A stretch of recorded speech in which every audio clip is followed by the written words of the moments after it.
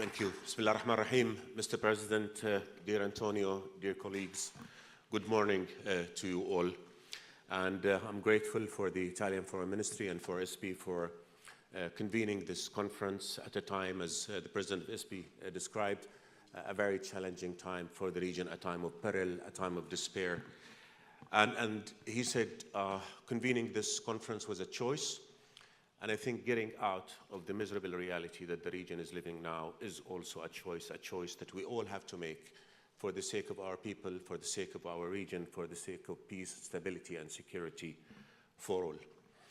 It has become more challenging for any of us, I guess, to speak at such forum, because everything that needs to be said has been said. What has been missing is action to translate our collective message of peace into a reality, and so that we can get over the misery of war and destruction that have haunted the region, not just for a year, but for decades, if we are to look at the comprehensive picture.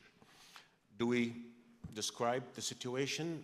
I think a year into the conflict in Gaza, everybody who wants to know what's happening is brutally aware of what's happening in Gaza. Put it simply, over a year of aggression in Gaza has destroyed a whole community. Gaza is now a graveyard for children, a graveyard for human values, a graveyard for international law. Israel has killed over 40,000 Palestinians, destroyed schools, hospitals, infrastructure. UNRWA today just warned of the fact that over 500,000 Palestinians in Gaza now will suffer from floods as the rainy season begins and the sewage system and pipeline system has been destroyed. The Israeli newspaper Haaretz has reported that Jabalia, once the largest refugee camp in Gaza, has now been reduced to rubble. It is uninhabitable, it said. So this is the reality of misery that we have. Move to the West Bank. Even before October 7, all horizons for peace were closed. Settlements, confiscation of land, eviction of people from their homes, denial of the need to move forward with a peace plan have destroyed hope and have killed what took years of effort in terms of building people's belief in the viability of peace. Move to Lebanon, again. We have a conflict, we have a war that continues in Lebanon. There are news now of a possible ceasefire. We all hope and pray that this ceasefire will be realized, because the absence of it will mean more destruction and more war and more animosity and more dehumanization and more hatred and more bitterness, which will doom the future of the region to more conflict and more killing and more destruction. Syria, the world has come to live with status quo politics. As long as the crisis is not affecting everybody else, global actors as it were, then we can live with the crisis. But the cost of that is that millions of people have been displaced, millions of people have been living in poverty. Terrorism is thriving again, drug trafficking, weapons trafficking is also emerging.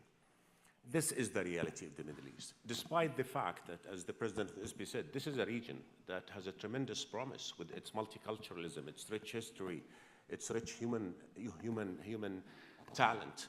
We can make it a better place. But how do we make it a better place? By simply achieving peace, a peace that will allow everybody in the region to live in security, in dignity, with hope, with opportunity.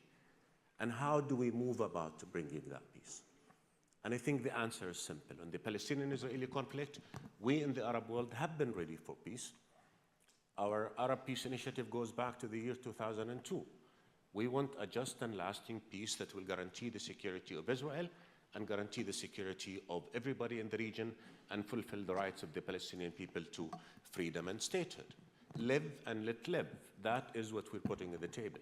Because war, as history has shown, will not bring about security, will not bring about peace, will not bring about prosperity, will not allow us all to tackle the challenges that are denying our young people the future that they deserve. How could a war that has denied 650,000 kids in Gaza their right to go to school is going to produce peace? Now, Lebanon has also decided that all schools in Beirut will be closed for the year because schools have been turned into shelters.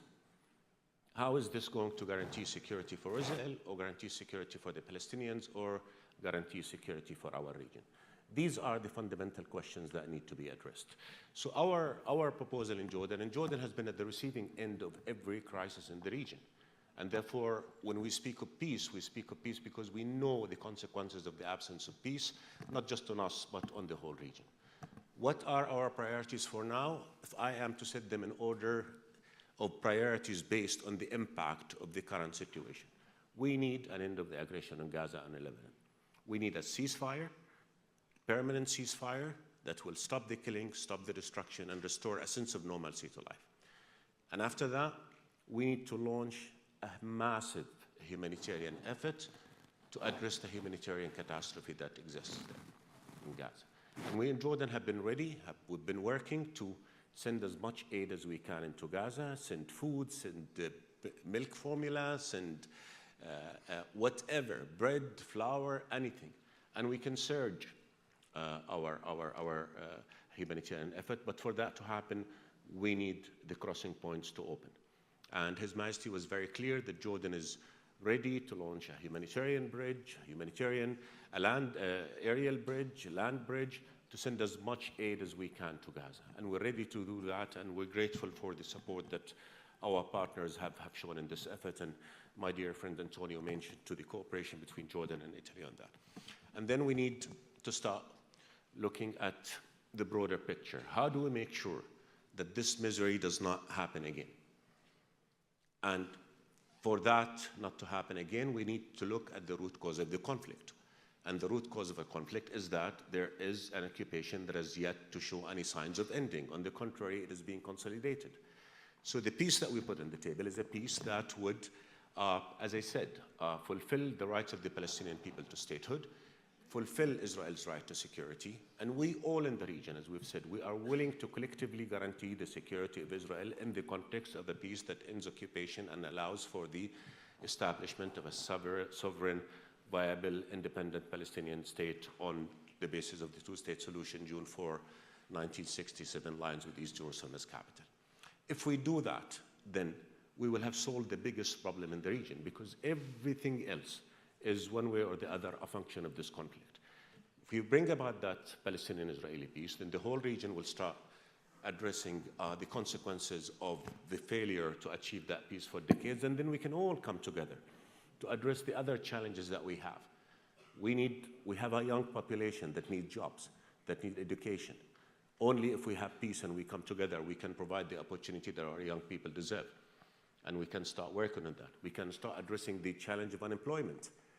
That is a huge challenge for all of us in the region. We can start addressing the challenges of environment, climate change, cooperation, all of these things. For that to happen, we need to have peace. And then we can also start really getting global actors with regional actors together to address the broader challenges that our region faces. In Europe, there's tremendous concern with migration. And we understand that concern, because we in Jordan, again, as the largest per capita host of refugees in the world, we understand that this is a challenge that must be addressed.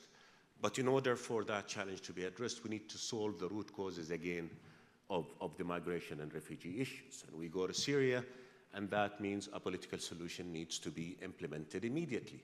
Doubling down on positions that have done nothing but prolonged the crisis for decades is not going to solve the problem. So can we all come together, again, in an effort to try and bring about a political solution that would end the Syrian crisis on basis that guarantee its sovereignty, independence, territorial integrity, and safety of its people, and move forward. If we do that, we solve the issue of refugees, because we will then have created conditions conducive for refugees to go back to their country, and that again needs global actors to come together with regional actors to do that. The challenge that we're facing is that even before October 7, there has been a kind of normalization with the problems that we have. Let's just manage them. But what did good management do is? Before October 7, we were clear in Jordan in warning against the consequences of the absence of peace horizons. I think if you recall His Majesty King Abdullah's speech to the General Assembly in September of last year, where he was unequivocal in warning that unless we restore hope, the region is going to explode. and exploded dead in ways that have shamed all of us because we've been unable to solve that challenge thus far. So we cannot just normalize with conflict. We cannot agree to management of conflict. So we've got to be honest with each other. We've got to say that the security of the Middle East is key to the security of Europe. As you said, Antonio, we are one region, and this region needs to come together. And I think we need to have clarity on what we need to do. We need to start again, move from the mode of crisis management into crisis resolution. And for doing that, you have partners in the region. As I said, we in the Arab world are ready, willing, able to work with everybody to bring about, on the Palestinian-Israeli conflict, to bring about a just peace that guarantees the rights of the Palestinians and the security of Israel, because they go hand in hand. We do fully understand that unless the Palestinians' rights fully are fulfilled, and unless Israel's right to security is fulfilled, we'll never have that peace that we all deserve. And then, as I said, we move on other crises, whether in Lebanon, whether in Syria, whether in other parts of the world, and we come together and move forward. Other than that, my friends, I think we're all looking at the immediate impact of the conflict. Very few are looking at the longer-term impact of the conflict. We in Jordan, being in the region, we have to look at the longer-term impact. And the biggest challenge that we're going to have is how are we going to navigate the bitterness, the dehumanization, the anger, the hatred that have come out of this conflict. Unless we're able to put an alternative, unless we're able to put a solution, unless we're able to restore hope, we will not be able to do that, and the region will be doomed to more conflict. What we're asking for is fairness. What we're asking for is implementation of international law equally, regardless of the race and balance of power of the parties to the conflict.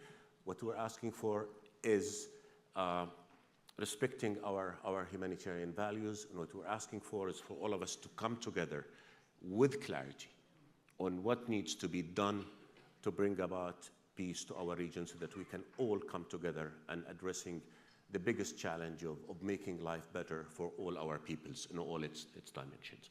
We cannot wait no more. We cannot just pay lip service to solutions anymore, including the two-state solution. We have to act, and we have to act now, because failure to act is making every day worse than the day before it, whether in terms of humanitarian suffering, in terms of respect for international law, in terms of how people see each other, south versus north. That divide is deepening, and we've got to bridge it before it is too late. So my call here is a call that Jordan has always made. Let us come together.